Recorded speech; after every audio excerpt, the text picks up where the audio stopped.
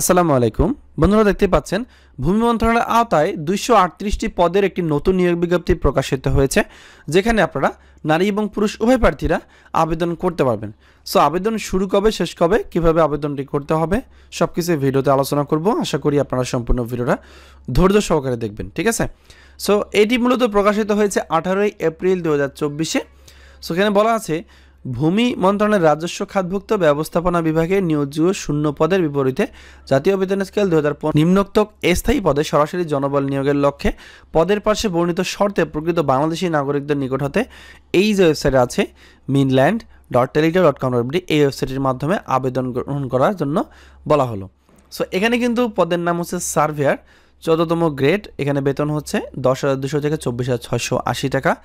238 জন লোক নিয়ে করা হবে। শিক্ষাগত যোগ্যতা দেওয়া আছে কোনো স্বীকৃত কারিগরি শিক্ষা বোর্ডের অধীন সার্ভে ইনস্টিটিউট হতে 4 বছর মেয়াদের ডিপ্লোমা ইন ইঞ্জিনিয়ারিং পরীক্ষায় উত্তীর্ণ হতে হবে। এবং যে সকল জেলার প্রার্থীরা আবেদন করার প্রয়োজন নেই, মানিকগঞ্জ, শরীয়তপুর, টাঙ্গাইল, চাঁদপুর, কুমিল্লা, খাগড়াছড়ি, রাঙামাটি, রাজশাহী, পাবনা, সিরাজগঞ্জ, নওগাঁ, কুষ্টিয়া এবং পটুয়াখালী জেলার প্রার্থীরা বাদে বাংলাদেশের সকল জেলা থেকে আপনারা আবেদনটি করতে পারবেন। আর আবেদনের ক্ষেত্রে 1 মে 2024 তারিখ ধরে যাদের বয়স 18 থেকে 30 বছরের মধ্যে তারা কিন্তু এখানে আবেদন করতে পারবে। আবেদন গ্রহণ শুরু হবে 30/4/2024 এবং শেষ হবে 30/5/2024। আপনারা এখানে কিন্তু 1 মাসের একটু বেশি সময় পাচ্ছেন আবেদন করার জন্য।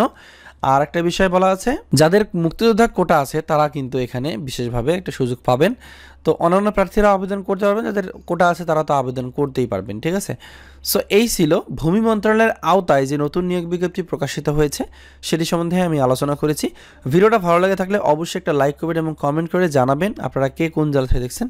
ধন্যবাদ সবাইকে, ভালো থাকবেন সবাই। আসসালামু আলাইকুম।